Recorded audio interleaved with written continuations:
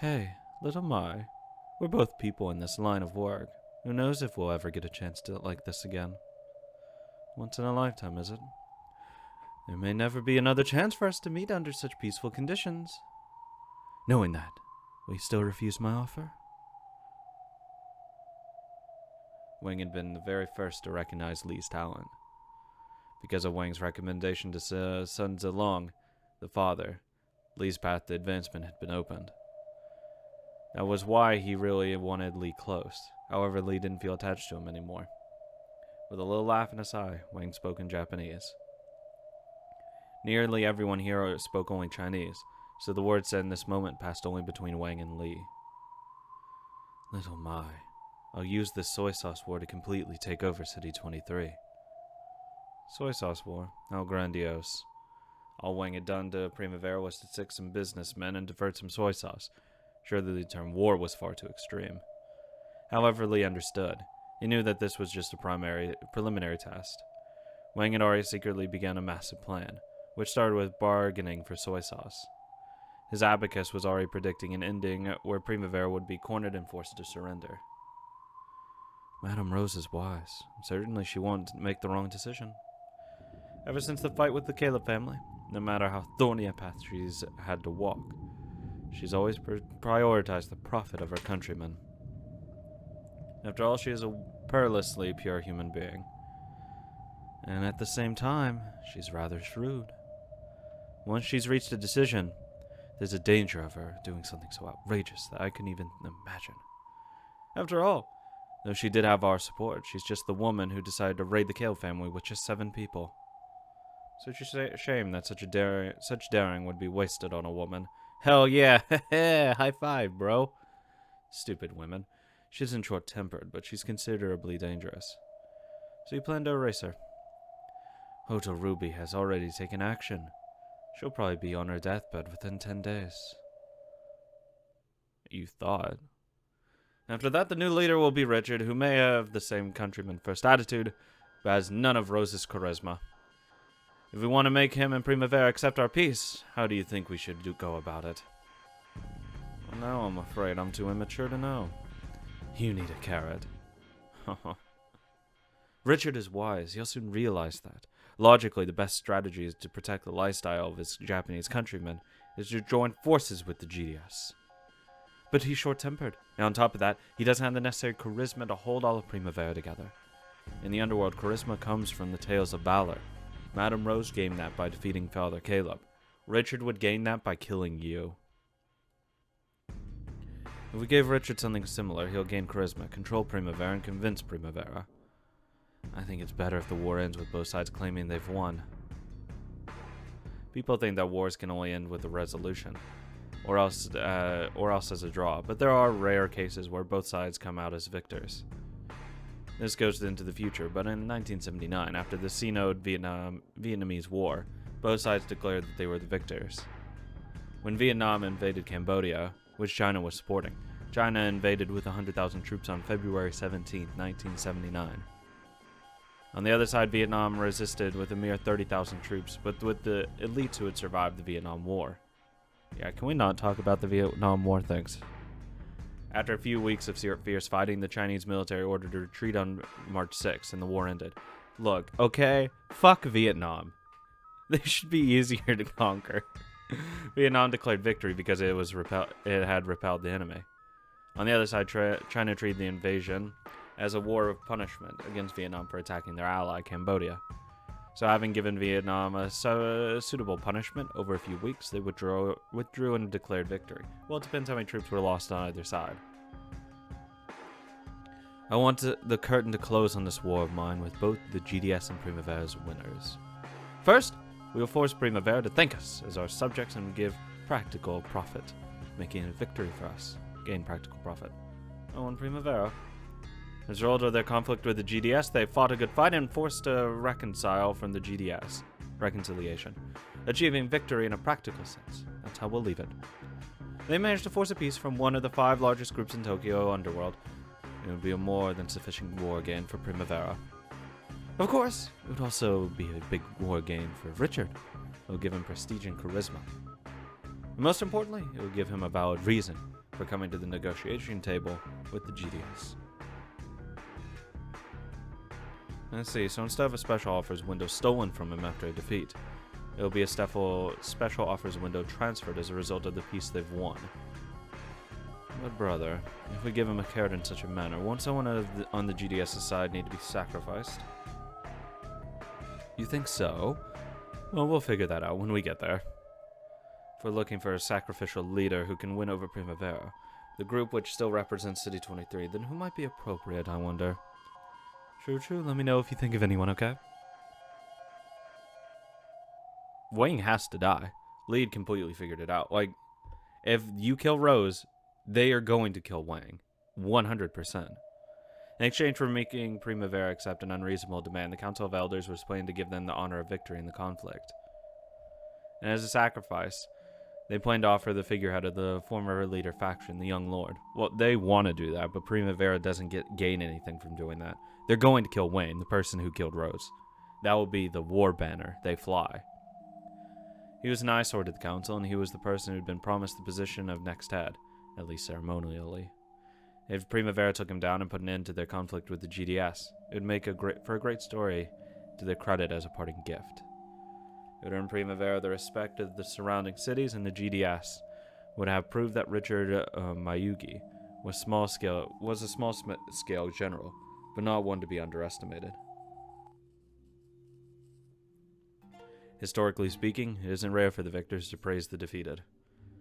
Even the Spanish Armada was happily referred to as the Invincible Armada by England after they defeated it. They only won because of the fucking English Channel. Memes. A hunter would never degrade the prey he caught. And yeah, if you beat someone, you're gonna juice them up and be like, damn, these people were unstoppable. But we did. He praises overly values the loser, so that he can go on and say how big it was and how incredible he was for defeating it. Exactly. Hey, little Mai, after thinking about this a bit. Yes. Won't you share a meal with me? If you aren't hungry, I won't mind just having some tea. I would hate to lose you. Wang's Japanese pronunciation was slightly vague. It sounded like Oishi. Oshi? To hate to lose. But it also sounded a bit like Hoshi, to want. Or maybe it was a mixture of the two. Wang was the man who had spotted Li's talent first, raised him, and was now called honored brother by him. So this has been a bit of compassion, a final bit of advice. If the young lord disappeared, the former leader faction would be purged. Its leader Li would not escape that purge. Forgive me, honored brother. I have some pressing business to which I must attend. I see. Sorry to delay you. See you soon, then. Please excuse me. As Li bowed and left, Wang watched him go with a calm gaze. However, his eyes looked just a little dry. Finally, the sound of rain came from the roofs. The sky, which had been holding back until now, came crashing down. Youthful as ever, I see. It's true that the special privilege of the young is that they can postpone all sorts of decisions. But you don't have that much time left until you're no longer able to choose your future. Yes. I hate Wang. Oh god, I hate Wang. Ugh. He makes my skin crawl. Can we go back to being friends with Cutie Zell again? Like, okay, she might have tried to kill someone, but she didn't. Zell was cold all the way through. She's a good girl. Don't say anything mean. She's lying on the bed wrapped in a bath towel.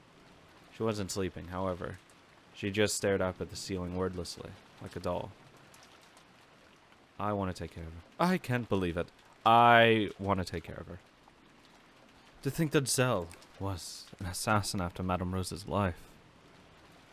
Charles muttered something about how he hated Wayne for saying that. For saying stuff that and face the other way. Nina sat on a chair on the other side of the bed, absently staring at the ceiling like Zell. True enough, the poorly matched ring that had been removed from Zell's finger contained a contraption in it. A contraption that would drop a single pill so that no one would notice it. Her greatest weapon is her appearance, which she doesn't look like anything like, which doesn't look anything like a hitman. She's apparently assassinated several big fish in the criminal underworld. The proof that she's Hotarubi, the assassin, is the butterfly tattoo on her neck. There's no way that's the only tattoo like that in the world. You obviously got the wrong person.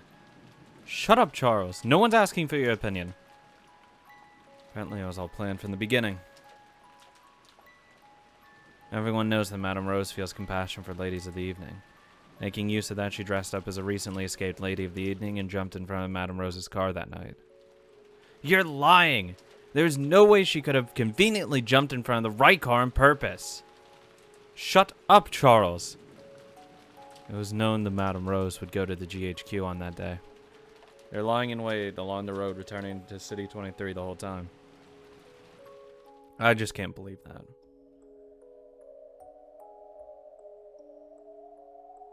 Chinese. And we need you to give us a good villain act. The girl's a lady of the evening and she's escaped from your store. You chased her. That's the plot. Got it? No problems here, China.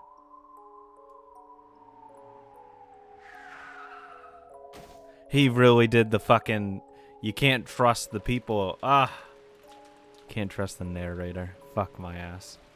Then she curried favor from you and used you to gain the trust of our high-ranking members. Liar! The easiest way to get close to Madame Rose was to gain Primavera's trust. And surely young people burning with ambition would be convenient for that goal. Their first accomplishment was during the backdoor employment agency incident. The person who claimed to have heard the first clues to this was Zell. It may also have been a farce set up by the GDS to give Zell credit. Oh, fuck! That would be so fucking big-brained. Holy shit. And even the assault on Sheba may have been a farce for her to earn credit. And even... I just can't see it. Though the scale of the assassins' attack had been large, the locations they had moved from and their timing had been clumsy under close inspection. They had obtained considerable firepower and even grenades, but the timing of their use had been pathetic. Almost as though they had been intended to fail to give someone else credit. Liar! It seemed Oliver no longer had the willpower to tell Charles to shut up. No matter how much he wanted to protect Zell, that ring she had worn was proof. Like, she's good! Fuck off! I don't care! I don't care that she's like, oh no, she's not like perfect or whatever. Like, so what?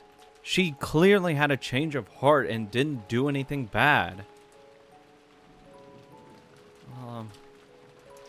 I've been thinking that our group of 3 losers were sailing a little bit too smoothly lately.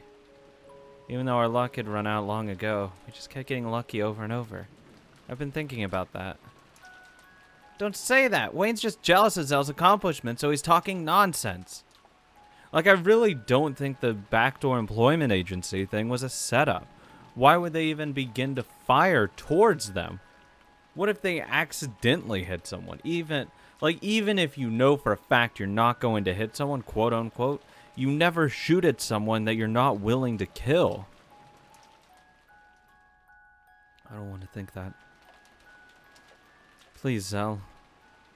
Let me hear it from you. I won't believe anything other but that. For a while, Zell just remained silent. However, her gaze wavered uneasily. Eventually, she hung her head as though resolving herself. Like, even... Okay, I don't care if, like, everything was planned. My point is that she clearly has shown that she's not 100% in bed with him. Because she could have just fucked off. She didn't. Sorry, everyone. Lies! Lies! Charles screamed as though trying to cover up Zell's words. With a lifeless, forced smile, Nina couldn't help but let out a sigh. Oliver ground his teeth together so hard that it seemed one of them might come out. quietly punching the floor. So you acknowledge that you tried to kill Rose. No, she didn't. She clearly didn't try to kill Rose. That is obvious. If she was trying to, she would have actually used the poison. But she didn't. There is at no point that she ever tried to kill Rose. Fuck off, you piece of shit. Yeah, don't answer. You literally didn't. Yes, boss. Charles wasn't yelling anymore. However, he pounded his fist against the wall over and over again. She didn't try to. There was never an attempt to. She stopped before there was an attempt to. She was tasked with killing Rose, but she didn't do it. There is a clear difference. Mad. Angry. So we're just dumbasses who'd been fooled all this time. So you were lying when you said you lost your memory too? No, that part alone was true. In order to fake a coincidental accident, it had been necessary to put her body at risk. Zell, who couldn't afford to waste a one-time chance, had been half forced to prepare herself for what might become an actual traffic accident. So you really lost your memory in that accident? Wonder how can we know? Well, why would she lie at this point? If she's gonna be honest about, like, the assassination part, why would she lie about that? Like, that's the stupid part to lie about. Shut up, Nina. Don't interrupt Zell. So, when did your memory come back? Right after the attack in Sheba. Xiaolong, who had been tailing Rose's group, was supposed to tell Zell about the attack before it happened. At first, when Xiaolong had winked at Zell, she hadn't understood what Xiaolong meant. However, she looked into Xiaolong's eyes. I heard that Charles had figured it out because he noticed that they didn't smell like the sea.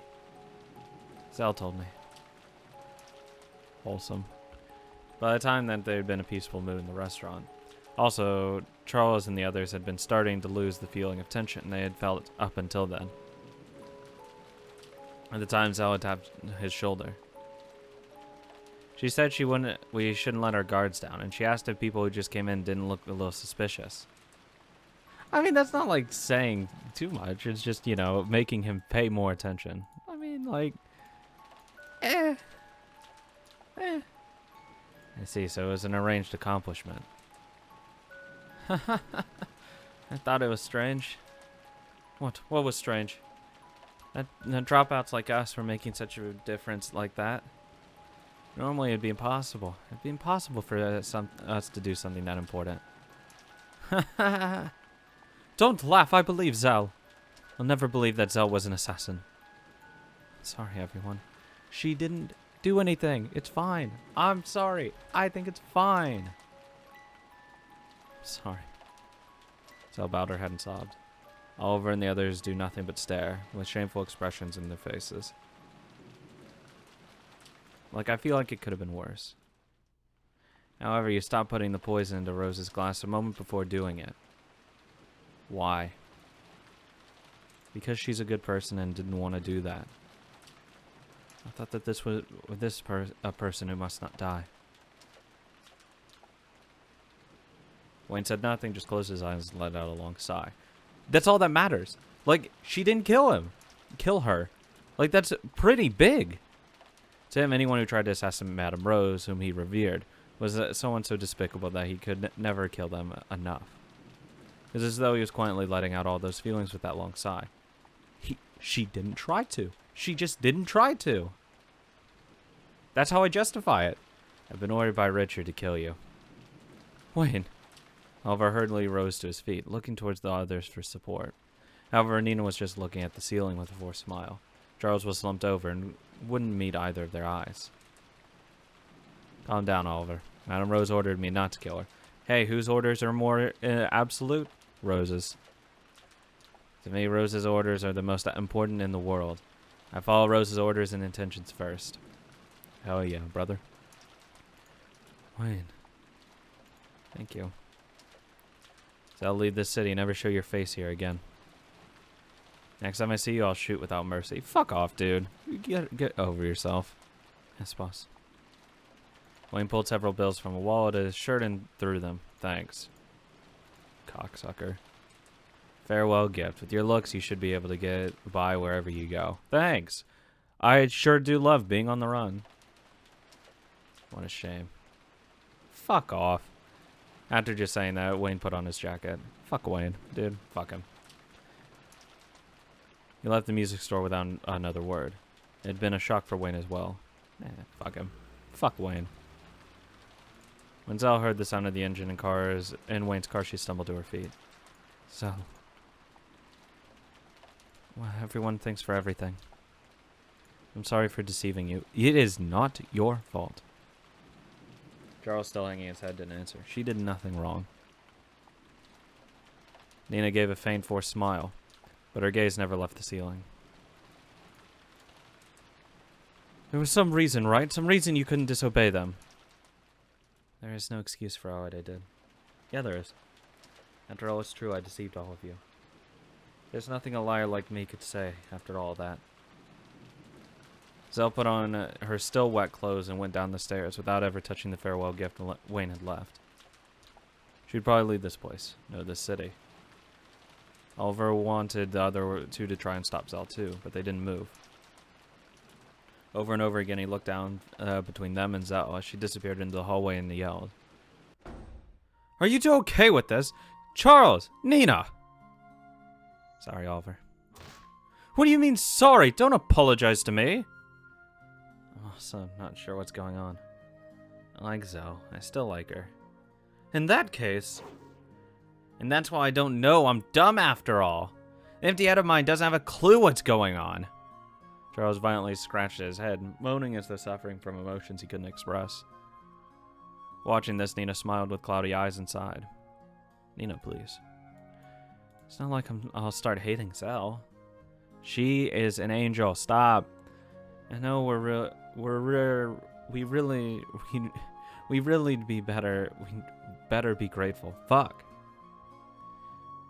She let us three losers see a happy dream. We're comrades, aren't we? The four of us swore that, and am I right? Am I wrong?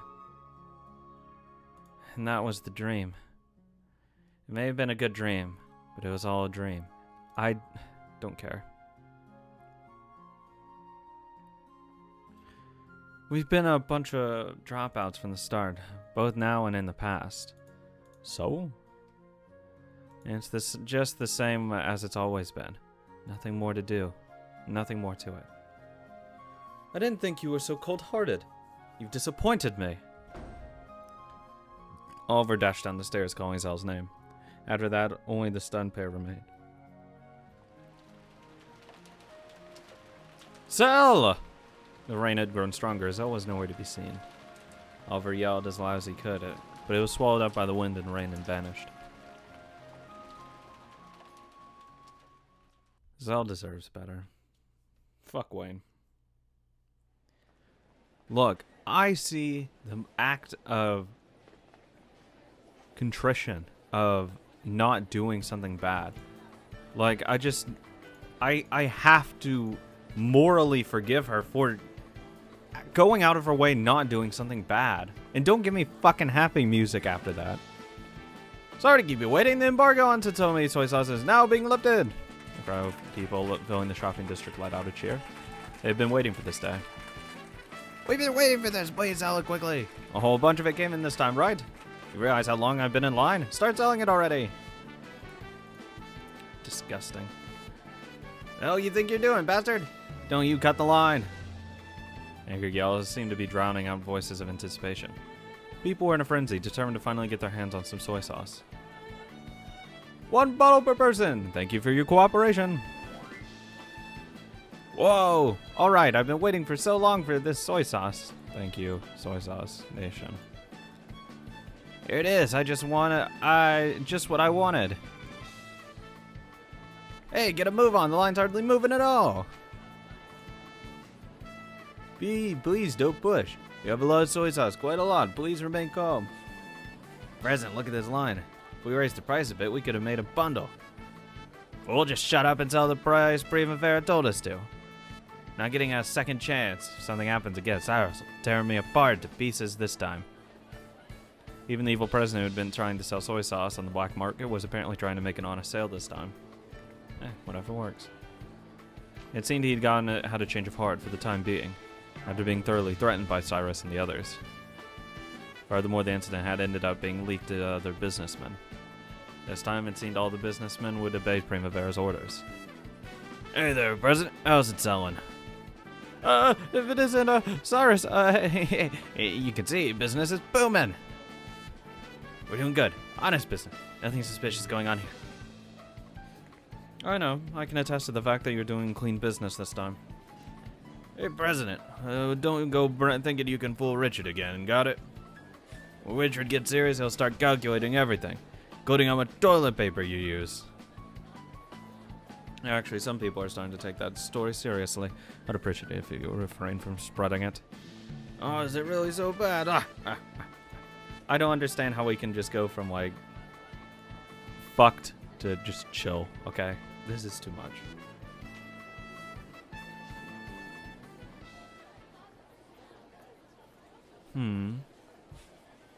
What's wrong? A long line of people pushing towards the shop front. The yells and the fever were the same as ever, but the mood suddenly changed. There was no difference in the people at the front, who were about to get their chance to buy soy sauce, but the area behind them was starting to mutter. They spoke to each other uncertainly, got surprised together, and some people even left the line after waiting there so long.